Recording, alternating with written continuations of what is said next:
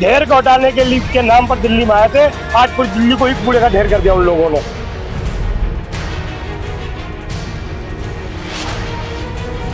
और हमें लगता है कि हमारे क्षेत्र में मीट की दुकानों की जरूरत भी नहीं है। अगर इनकी लाइसेंस है भी तो हमने लिख के दिया कि इनका लाइसेंस तुरंत निरस्त किया जाए। व्यक्तिगत इस चीज में लगेंगे ताकि यहाँ के बच्चों को एक अच्छा स्कूल मिले, ताकि उनका भविष्य उज्जवल हो और अच्छा हो।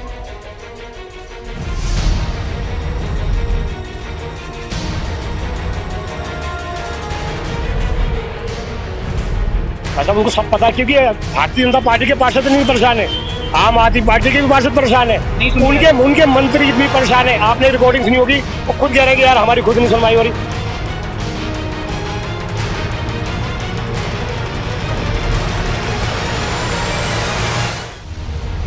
चाहे भैंस का तबेला हो, चाहे फैक्ट्रियां हो, सारी चीजें पूरे इनको हमने घुमा दिया है। और अभी भी मैं कह रहा हूँ कि डीसी साहब ने पूरा आश्वासन दिया है, हमारी कार्रवाई होगी उनके ऊपर।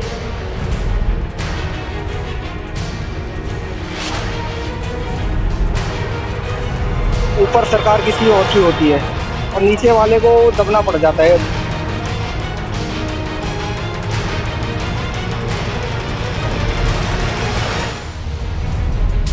परिवर्तन तो जरूर होगा। डीसी इस बार जो डीसी है ना, वो मामूली डीसी नहीं है। इस बार जो डीसी है रिटायर आर्मी अफसर है।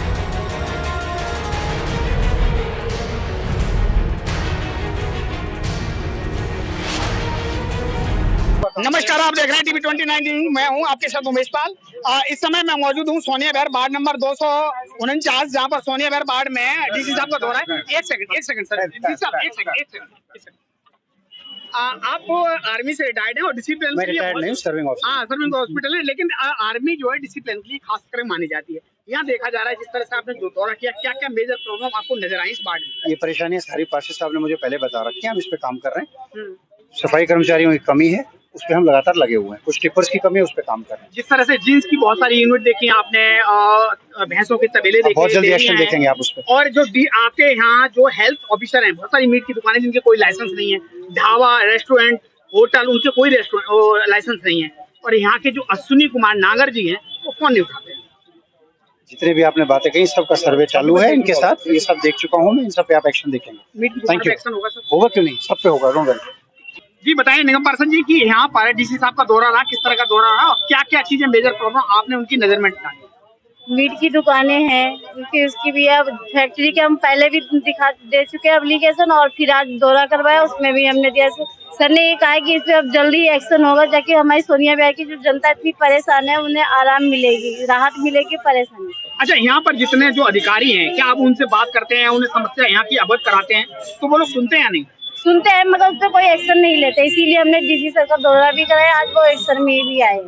तो कहीं न कहीं लगता है कि एमसीडी जो कर्मचारी हैं, वो जानबूझ के काम नहीं कर रहे हैं? जानबूझ के नहीं करते, क्योंकि हमारी एमसीडी में जोन नहीं बना हुआ अभी, वो कुछ भी एमसी वो क्या कहते हैं, जोन भी नहीं बना हुआ है, वार्ड कमेटी भी नहीं बनी हुई है, उससे हमें दिक्कत भी हो रही है। ये जो समस्याएं क्षेत्र की हैं, वो तो आपको सुननी पड़ती होंगी, पब्लिक आपसे कहती होगी। हाँ। लेकिन अधिकारी आपकी बात नहीं सुनते। अधिकारी बात नहीं, तो इसीलिए तो हम डीसी सर को लेके भी आए। आज भी अधिकारी भी बात सुनेंगे और काम भी होगा, जनता को राहत भी मिलेगी। सर, क्या आपको लगता है कि डीसी साहब के आने से जो नरक के यात्रा झेल रहे क्षेत्रवासी, उनका भला हो पाएगा? भला तो होगा सर, क्योंकि सर आज आए, बहुत एक्चुअली आए हैं, उन्होंने एक्शन सख्त लिया है। 15 दिन में उन्होंने कहा है कि सारी समस्याओं का हल करेंगे, जो हमारे वार्ड में कर्मचारी कम है उस पर भी एक्शन होगा। हाँ, अनुपम जी बताइए कि डीसी साहब का दौरा किस तरह का रहा और क्या लगता है कि इसके बाद राहत होगी?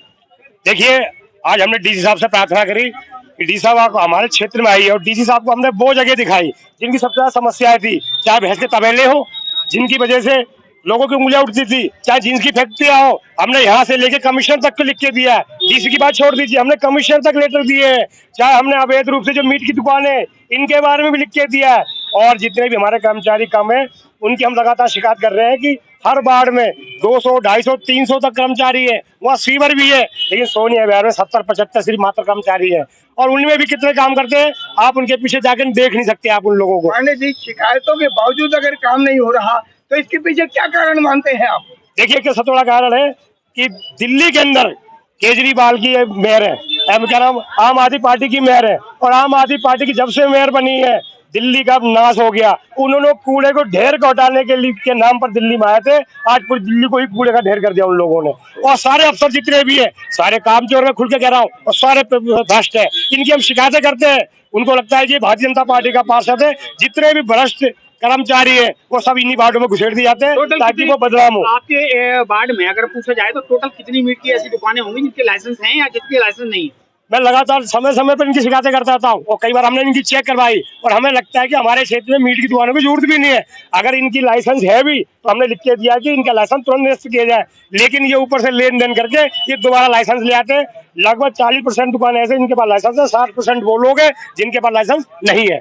सफाई की बहुत सारी समस्या आपके सामने, पार्षद पति हैं, आपको बहुत सारी समस्याएं ऐसी आती होंगी कि गली मोहल्ले वाले आपको शिकायत करते हैं। आप डीसी के साथ गए, आपने देखा कि नालियां गोबर से लबालब थी, उसमें सफाई कैसे हो? देखिए मेरी बात सुनिए, मैं आपको बताऊं, ये पार्षद कोई नया तो है नहीं। हम इन्हीं गलियों में छोटे बड़े हुए हैं, यहाँ पे हम रहे, हम लोगों को जानते हैं। ये समस्या हमारे साथ रोज ही आती है और हमें पता है कि इनको कैसे दूर करना। लेकिन कहीं ना कहीं हमें थोड़ा अगर ऊपर से सहयोग मिल जाए, हमारा थोड़े कर्मचारी बढ़ा दिए जाए और थोड़े अफसरों पर नकेल कस दी जाए, मैं आपको बताता हूँ कि हमारा सोनिया बहर स्वच्छ और सुंदर वार्ड बना के हम दिखा देंगे। लेकिन कम से कम हमें कुछ तो राहत दें। ये लोग जो हमें मिला पहले से पीछे से, उसमें हमें सिर्फ मात्र 70 या 75 कर्मचारी मिले। 70-75 कर्मचारियों में 1.5 लाख की आबादी कैसे आप उनकी कर पाओगे? आपको संसाधन की कमी लग रही है? संसाधन कमी नहीं, संसाधन कमी भाई चिल्ला चिल्ला के कह रहे हैं।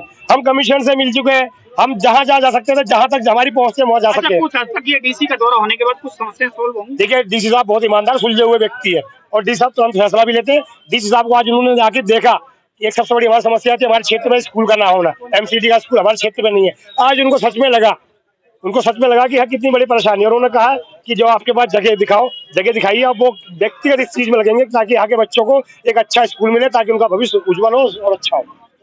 जनता की यहाँ की जो पब्लिक है उनसे क्या कहना चाहिए स्वच्छता के लिए?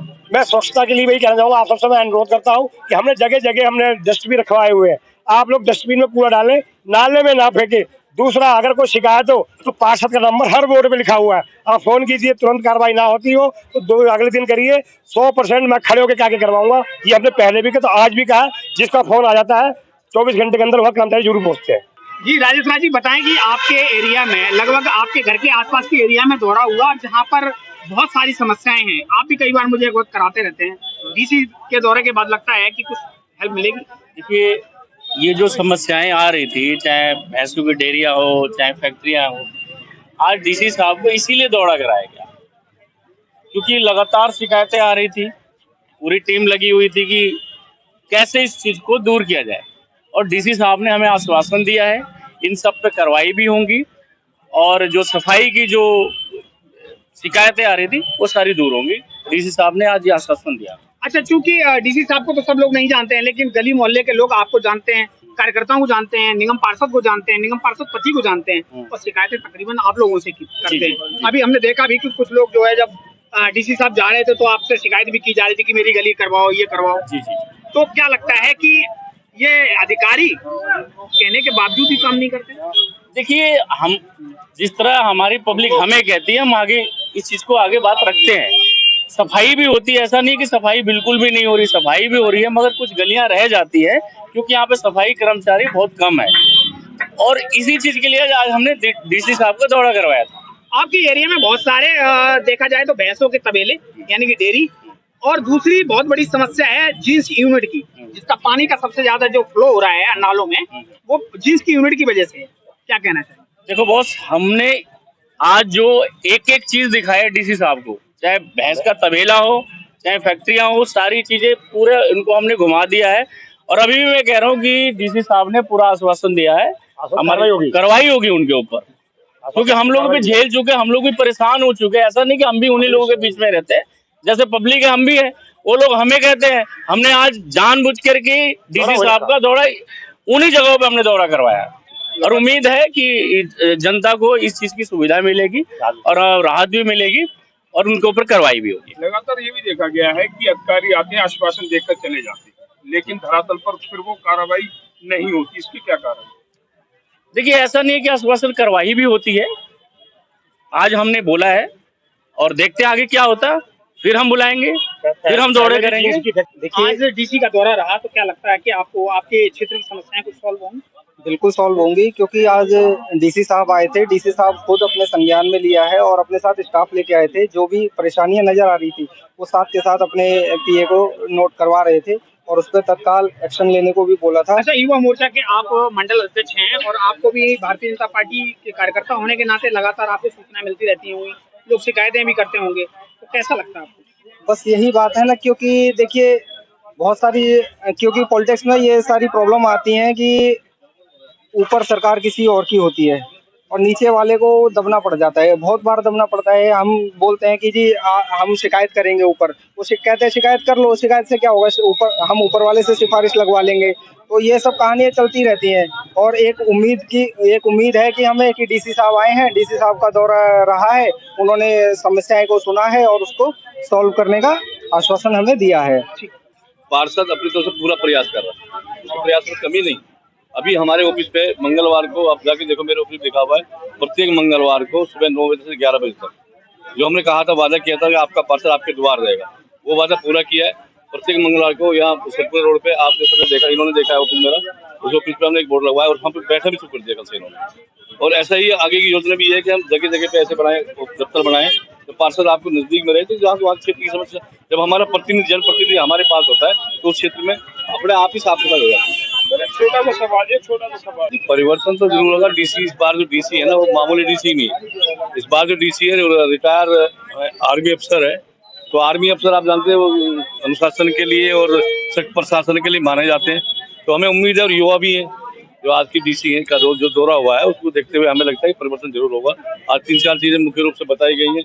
तो ये बोला गया कि स्कूल के लिए जगह पड़ी है, सामने टीटी लाइट पड़ी हुई है, इसकी बात पहले फाइल चल रही है इसकी।